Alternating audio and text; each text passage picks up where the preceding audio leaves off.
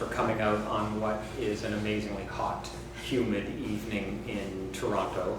But I assure you that it is in a very good cause, because you have the opportunity tonight to hear a presentation from someone who has been grappling with this topic for quite a lot of years, and finally this year the book on which he was working for many years on this topic, Brian Roper, was a guest in my department at York University while he was on a sabbatical leave some years ago, and he was already discussing with many of us at that point the formative ideas that have finally appeared for us in The History of Democracy, a Marxist Interpretation.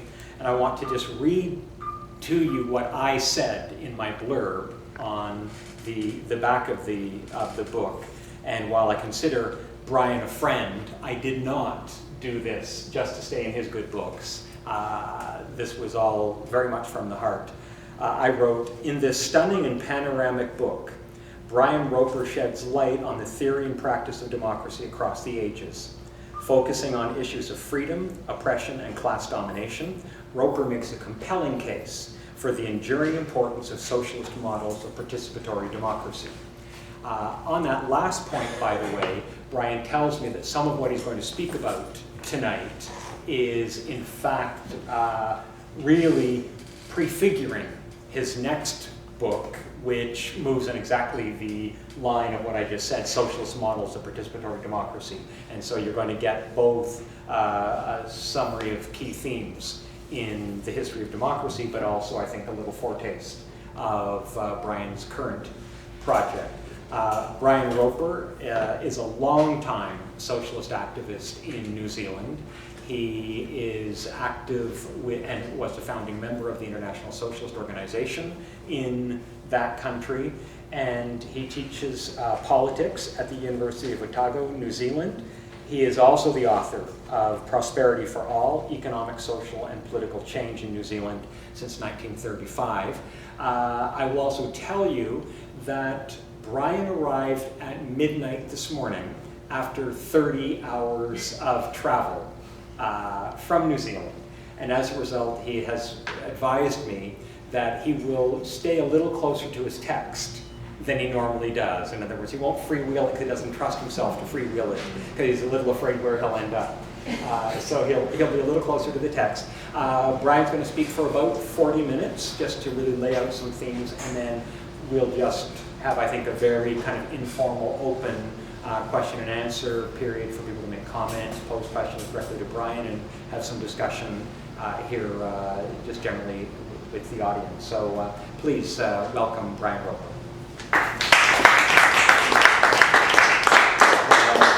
Even though it's a small group, I'm going to stand just to help me stay awake. Okay. Yes, this talk is based both on the book, but also a paper which is, as David pointed out, foreshadowing my next book, A Future Socialist Society. I mean, early in the 21st century, there are some sound reasons to consider democracy's past as part of the struggle for a more democratic future. The global financial crisis and ensuing prolonged recession, which, as you're well aware, is the greatest crisis of the world capitalist economy since the Great Depression of the 1930s, was initially responded to by governments with the injection of massive fiscal stimulus into the global economy, and then subsequently the costs of this crisis have been pushed on to working people with the rollout of a neoliberal fiscal austerity agenda around the world. And this neoliberal fiscal austerity has provoked resistance throughout the world, including the wave of revolutions in the Middle East, the Occupy movement, mass resistance to neoliberal austerity in Greece and other countries in Europe, and of course during the last month the inspiring protests and strikes in Turkey and Brazil. In all of the advanced capitalist countries, but perhaps most markedly in the United States, business is clearly able to exert a disproportionate influence over government policy making. For example, according to the Centre for Responsive Politics for the 2007 to 2008 election cycle in the United States, business contributed just under $2 billion compared to $74.9 million from Labor, with the corresponding figures for 2009 to 10 being $1,367 million compared to $96.6 million. Of course, as Edward Snowden's revelations about the extent of surveillance and spying by the NSA on US citizens and people around the world has made clear, what we're seeing, and it's been described as an executive coup of the US Constitution, is this ongoing surveillance and infringement of basic civil liberties, all in the name of a supposed continuing war on terror. Little surprise then that in the current historical conjuncture, people are questioning the extent to which the majority of citizens are able to exercise effective influence over government and liberal representative democracies. The implementation of neoliberalism on a global scale has also clearly had a devastating impact on the environment, accelerating capitalist depletion of non-renewable resources, deforestation, the accumulation of greenhouse gases in the upper atmosphere and global warming, pollution of waterways with effluents, soil with pesticides and oceans with outfalls, shipping and oil spills.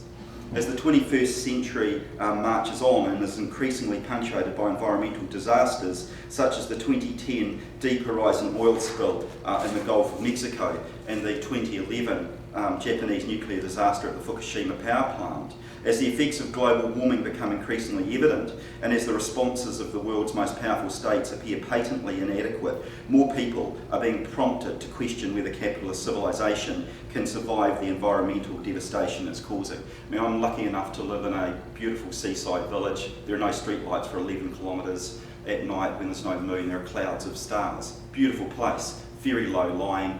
The water table's about so far below the ground, and just as I was flying out, our house got flooded for the first time, and I've lived there since '95. So in terms of the effects of climate change, it's they're already here, and the threat of abrupt climate change, of course, all of the recent evidence is indicating that abrupt climate change is a real possibility. The mounting problems of capitalism on a global scale and the obvious limitations of liberal representative democracy underline the importance of considering the democratic socialist alternative to capitalism and representative democracy. Yet most contemporary political theorists proceed on the assumption that the only viable model of democracy to have emerged thus far in history is liberal representative democracy. Indeed, the term democracy is generally used as if liberal representative democracy is the only form of democracy that's really existed. All other models of democracy are discounted in effect as legitimate democracies.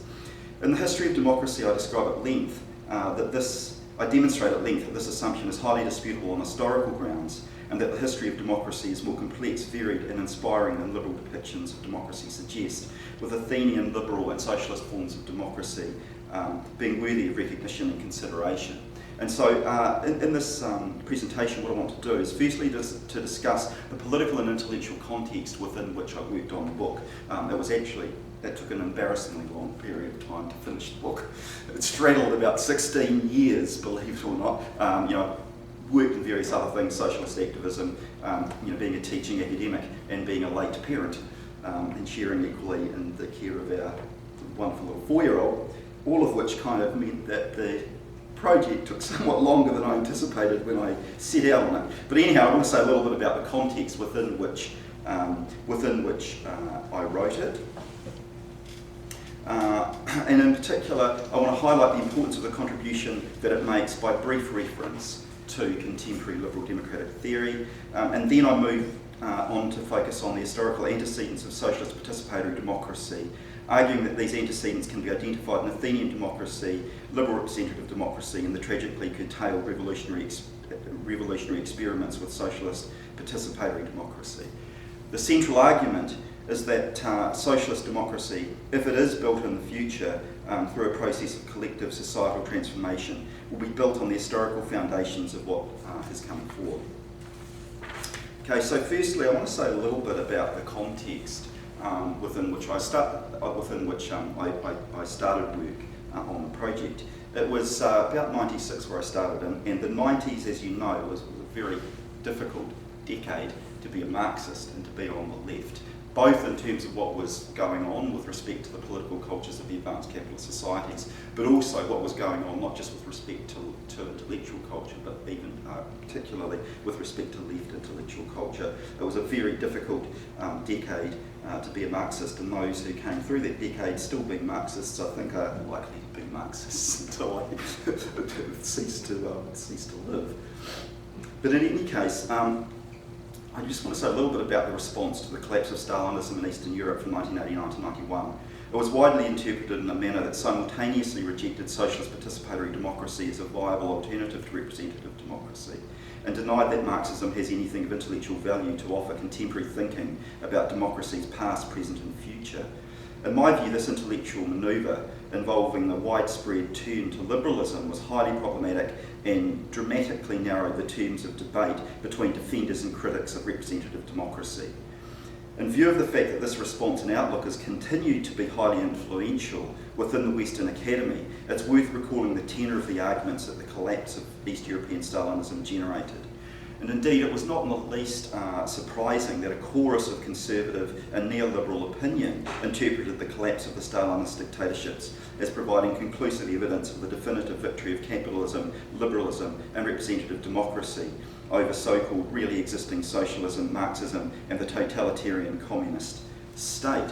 But what was more surprising was that instead of providing systematic rebuttal, many intellectuals on the left embraced ideas that led to essentially similar conclusions. The central themes of these left intellectual responses to the collapse of Stalinism include, firstly, the idea that the collapse of East European Stalinism has decisively and definitively discredited the classical Marxist vision of socialism. Secondly, that a consistent and intellectually convincing commitment to democracy is effectively absent from classical Marxism, and that therefore, thirdly, it's necessary to acknowledge that the only healthy way forward is to turn towards liberalism in order to develop a theoretical basis of political struggles for a radical and pluralist democracy. And these themes were clearly evident in the work of Paul Hirst, Chantal Mouffe, and Norberto Bobbio, and I'll just bypass some exposition of what they had to say. Suffice to say, the upshot was, from their perspective, classical Marxism had very little to say that was of value about democracy's past, present and future, and that really, therefore, what left intellectuals had to do was to raid the storehouse of Western liberalism, to actually get some concepts that they pulled in to contribute to the struggle for a pluralist democracy, for democratising, if you like, liberal representative democracy. The idea of overthrowing the capitalist state and creating a different form of state, a state which arguably would be much more democratic, they thought it had its day. Subsequently, during the 2000s, so-called democratic theory, it's interesting how they refer to it as democratic theory because it's really liberal democratic theory, became largely focused on the debate between those defending liberal minimalist democracy and deliberative democracy. The idea that there might be a third form of democracy, socialist participatory democracy, worthy of serious consideration was firmly rejected. According to the liberal political scientist and advocate of deliberative democracy, John Dryzek, democratic socialism is a dead duck, quote, end quote. And I could go on about what we're to make of this, but I won't. It's a strange argument, in terms of premises, conclusions, its marshalling of evidence, etc. It seems to me to amount to not much more than intellectual abuse, but never mind.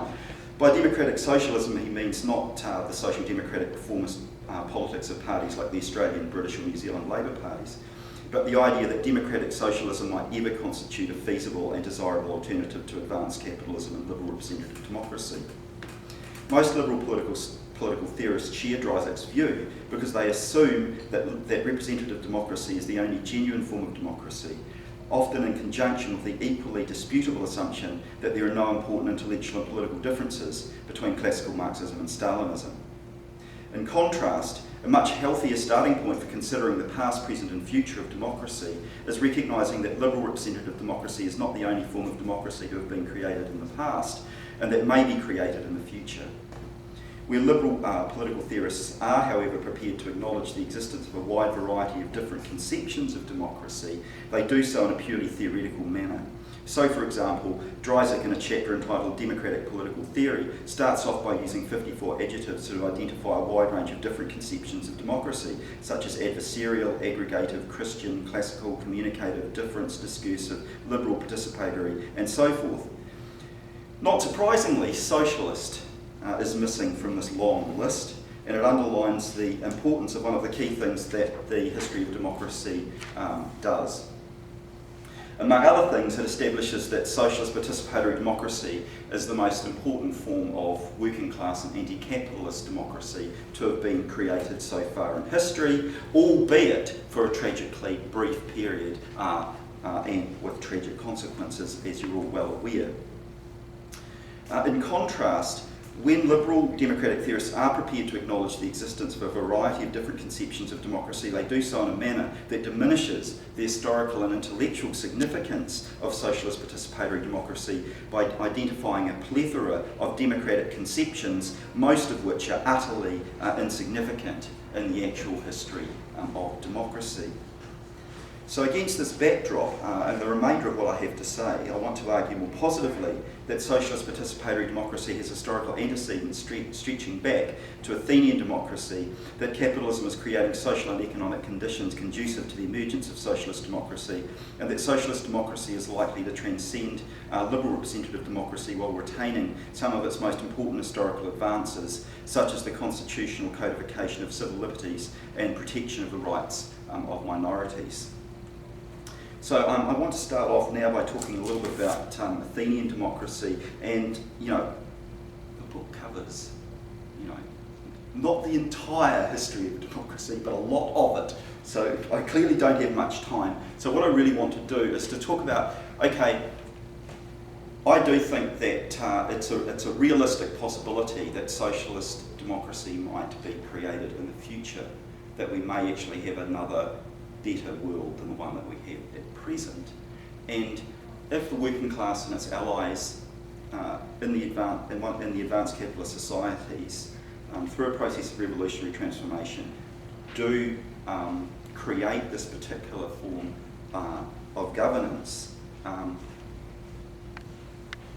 what are the historical foundations upon which the system of governance is likely to be built? And to what extent can we look at the past to get some sense of just where those foundations lie and how deep they go in terms of the history of democracy? And so that's essentially what I'm doing here. I want to say a little bit about Athenian democracy. Firstly, Athenian democracy is by far the most important form of democracy to have emerged in classical antiquity, and it's been subject to a wide range of interpretations within the Marxist tradition. There's little agreement as to whether or not the social dimension and central features of Athenian democracy are relevant for those committed to developing and advocating socialist democracy as a feasible and desirable alternative to capitalism and representative democracy in the 21st century.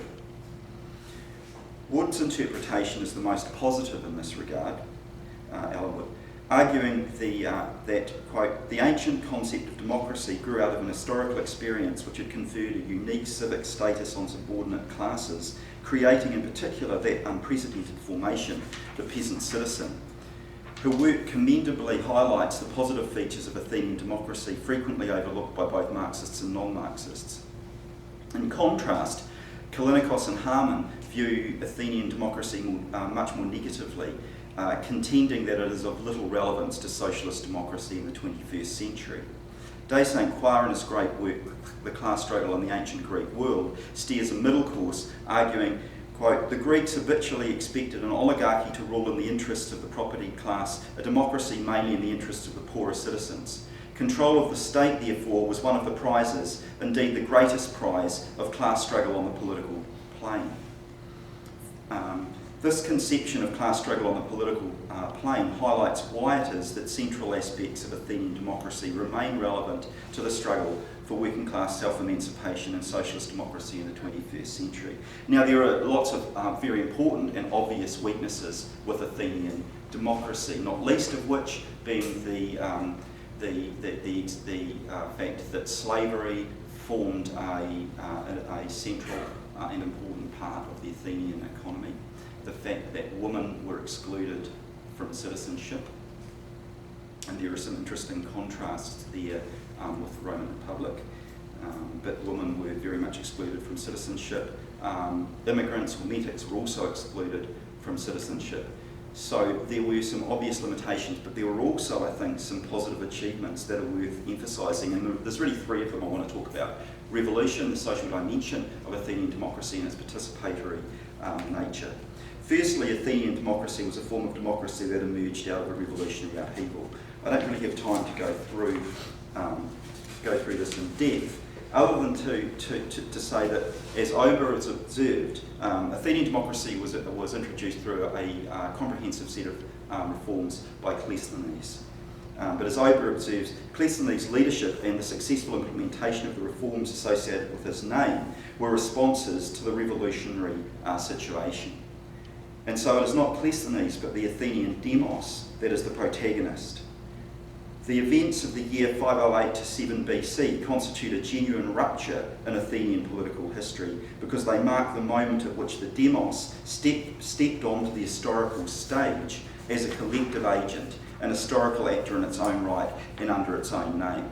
So we see this particular form of democracy emerging through a process of revolutionary upheaval and transformation. And I would argue that much the same can be said for liberal representative democracy, although I'm going to say a little bit more about that shortly, and obviously socialist participatory democracy, which is not for a moment to deny the complexities and the important differences between the revolutionary upheavals that have taken place in very different historical contexts.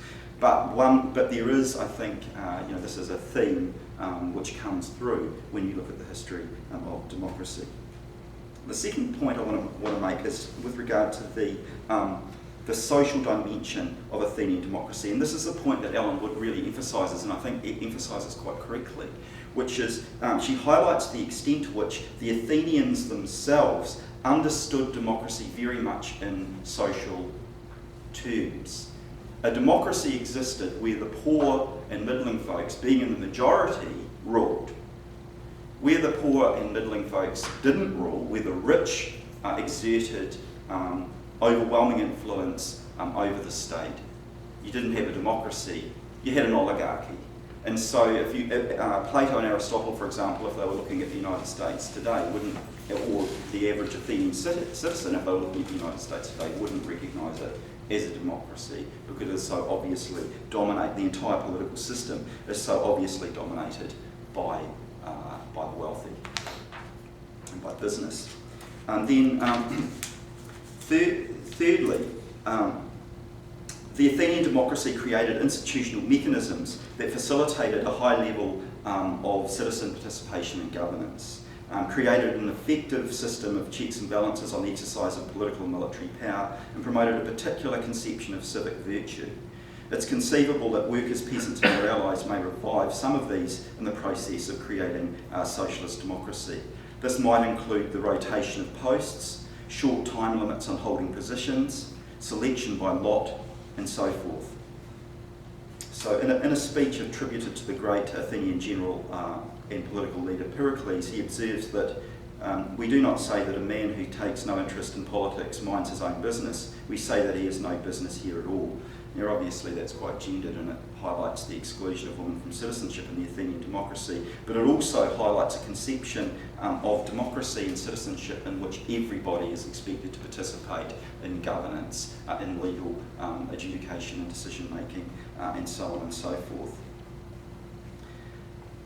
Now, of course, the conception of civic virtue in a socialist democracy will differ fundamentally from that which prevailed in Athens from 508 to 322 BC, but it is likely to have a similar emphasis on the responsibility of all citizens to actively participate in the governance of society. Okay, so now I just want to talk a little bit about liberal representative democracy, and I'm not going to say that much,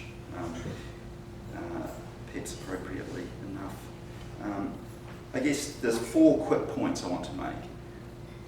Firstly, and most obviously, if you really want to understand the nature of liberal representative democracy and its historical emergence, you have to place this in the context of the emergence of capitalism, the transition from feudalism to capitalism. And this is just even within the Marxist tradition, there's been an enormous amount of debate about this.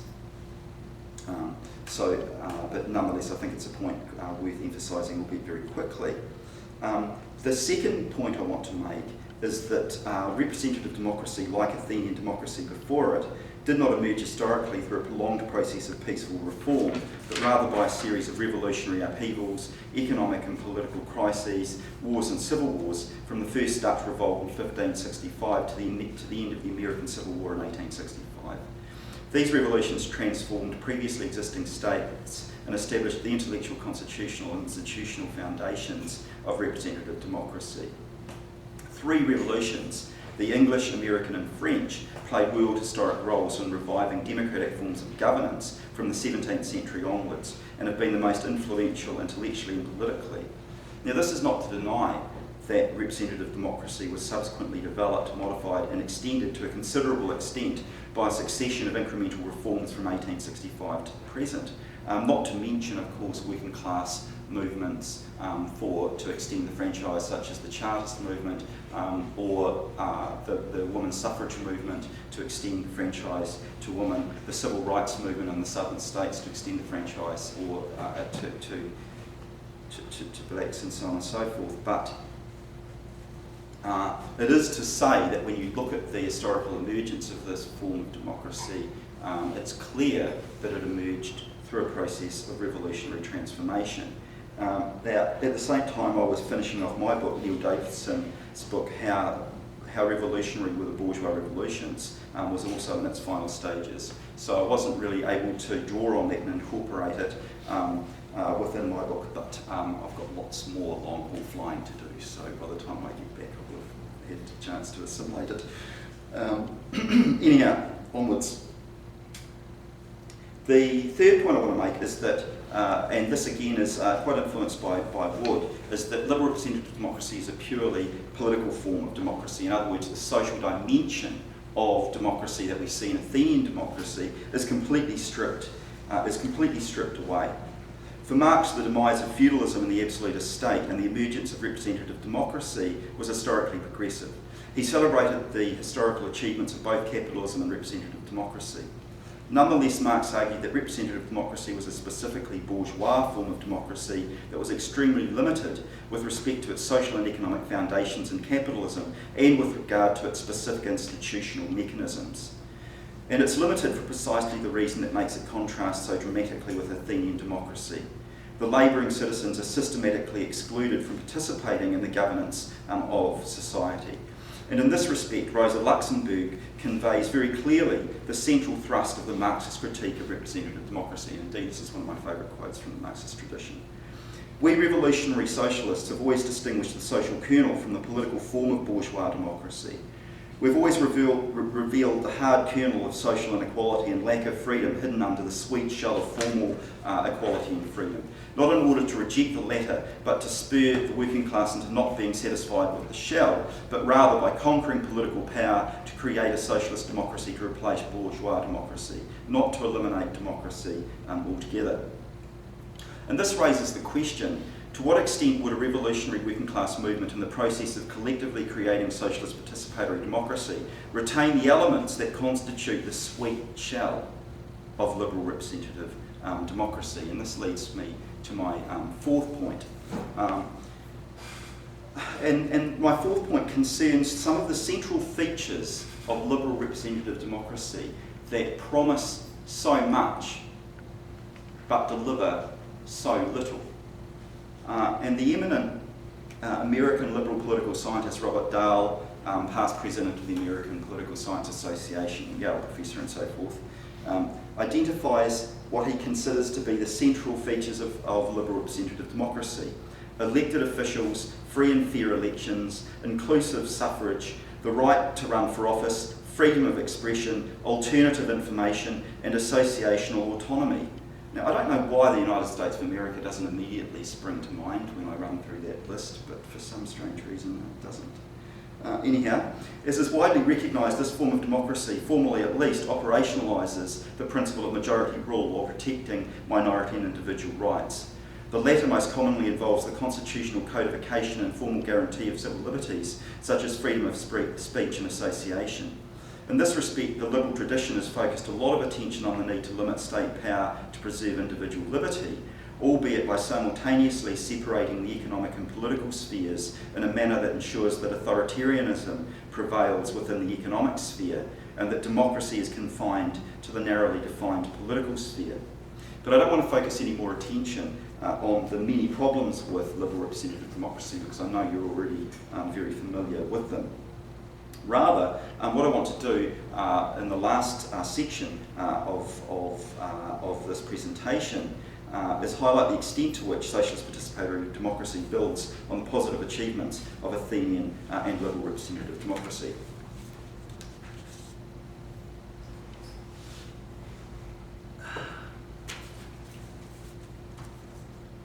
Okay, now Marx and the other classical Marxists consider that it's capitalism's historical mission to create the social and economic preconditions for socialism, centrally but by no means exclusively through the development of the forces of production.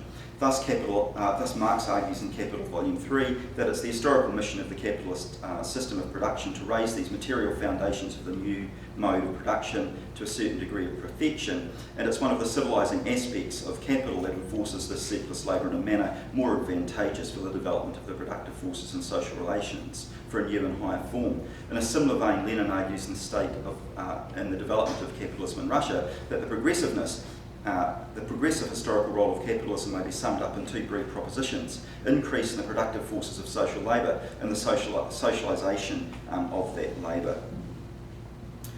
So the historical mission of capitalism is to create social and economic conditions conducive to the emergence of a better society, of a society in which socialist democracy comes to prevail. It does this through facilitating the highest rate of economic growth seen in human history, through scientific, technological, economic, social, cultural progress, and so on and so forth. But at the same time, Marx and those of the Marxist tradition think that capitalism creates a collective agent, the working class and its allies, that can potentially play a central role in overthrowing capitalism and creating a new society. And I think that really the third dimension of this is the fact that through the English, French and American revolutions, the emergence of liberal representative democracy and the global spread of this particular form of democracy, it's undeniable that in terms of the broad sweep of human history, there is an element of real progress here in terms of at least the formal,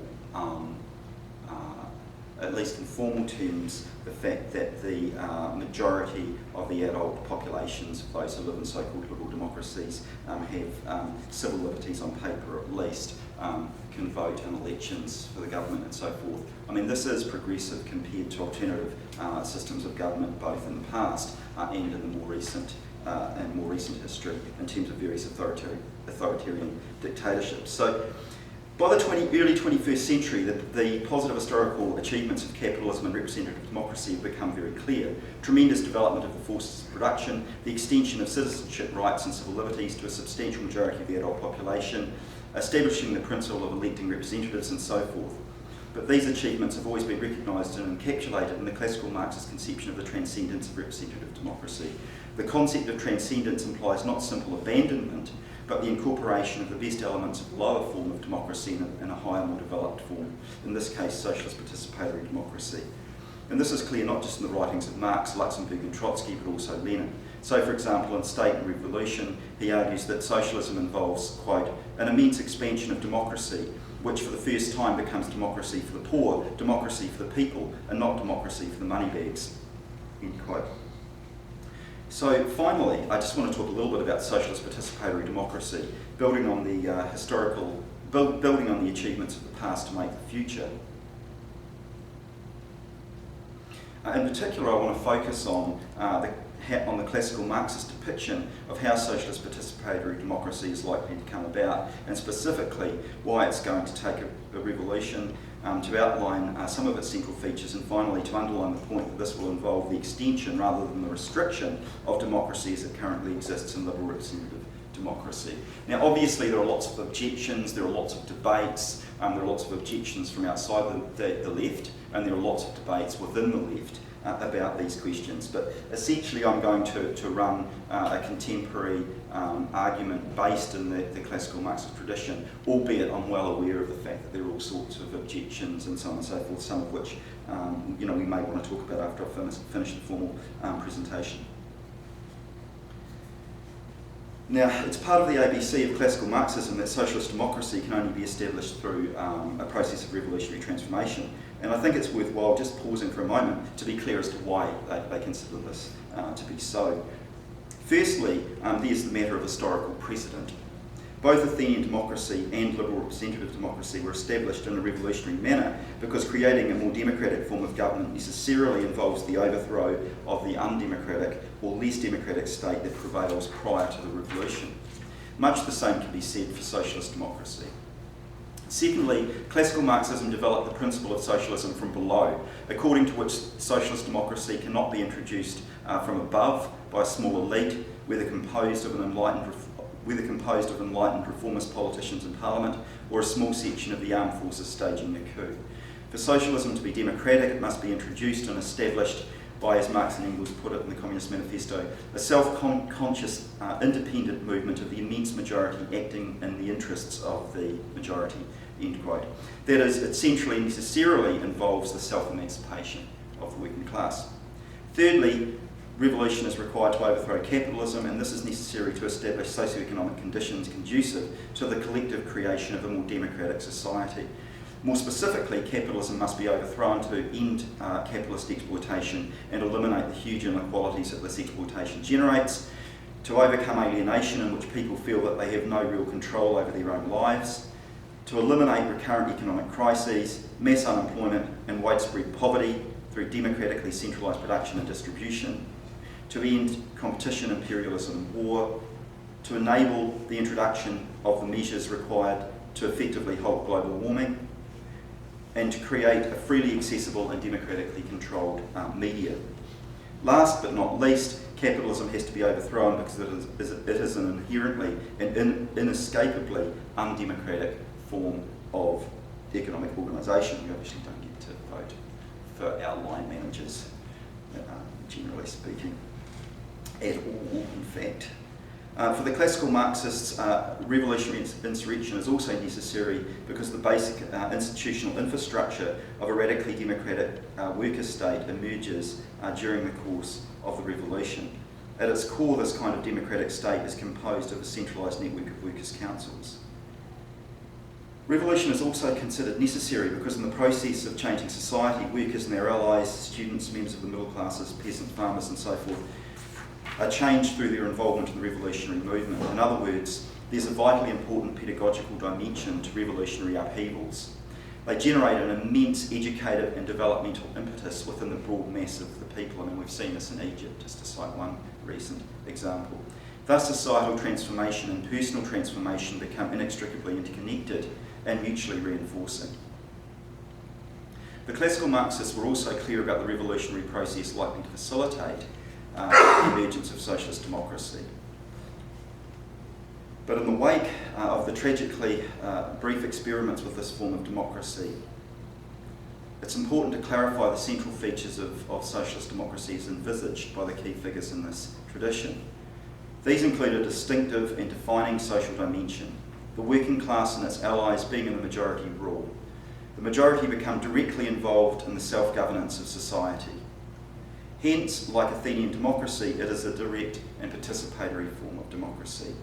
At its core, the associated producers democratically control production and distribution through a centralised network of councils and assemblies.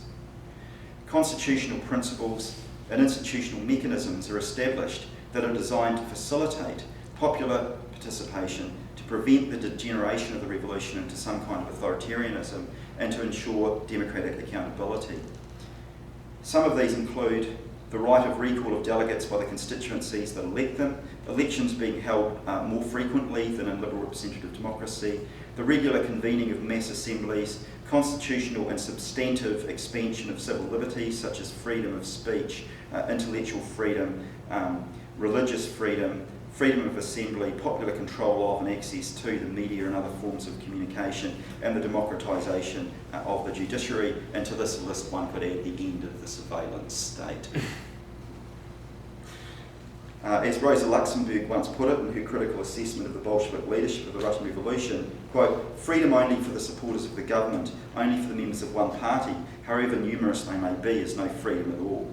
Freedom is always and exclusively freedom for the one who thinks differently. Establishing socialist participatory democracy requires a fundamental transformation of the political economy of time. Speaking of which, I don't have a lot of it left. The elimination of mass unemployment and large areas of unproductive employment makes it possible to reduce the average hours each person needs to spend performing productive labour. In conjunction with this, socialism greatly expands public provision of childcare while simultaneously actively promoting equal responsibility for the care of children by men and women. By creating more free time, socialism ensures not only that participatory democracy can work, but also that individual liberty, diversity and self-development is maximised. In conjunction with an egalitarian distribution of material resources, reducing the temporal realm of necessity is a central part of ensuring that the free development of each is the condition for the free development of all, to quote Marx and Engels again from the Communist Manifesto. If it is to succeed, the revolutionary creation of socialist democracy must take place on a global scale, both because it's not possible to build socialism in one country, and also to reconfigure the relationship between humankind and the biosphere in order to address the environmental crisis generated by capitalism, most notably climate change. In short, socialism is necessary to create a society that is libertarian, egalitarian, and environmentally sustainable.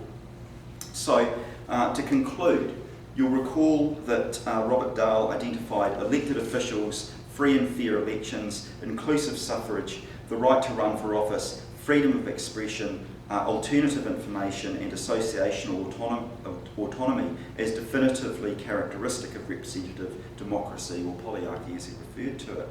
Now, at the risk of glossing over the sometimes heated debates about this within Marxism and between Marxists and liberal socialists such as Bobbio and Held, not to mention the arguments between Marxists and anarchists, nonetheless I think it can be reasonably argued that all of these institutions of polyarchy, as Dahl refers to it, will be retained and further developed in socialist democracy. And indeed, I think it can be argued that they'll only really start to have substantive meaning for the majority of people once capitalism's overthrown and socialist, we move towards hopefully a future socialist society.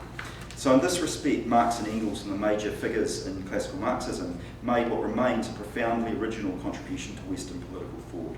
A systematic defence not only of the basic principles of direct participatory democracy with a lineage that can be traced back to Athenian democracy, but of the desirability, feasibility and necessity of self-governance by the associated producers in order to transcend all of the major forms of exploitation, oppression and alienation. They thought that this was more than a purely utopian vision because the internal contradictions of capitalism undermine it from within, not only driving the capitalist system into crisis, but simultaneously creating a collective agency, the working class and its allies, that has the social structural capacity to transform it. So I'll leave things there.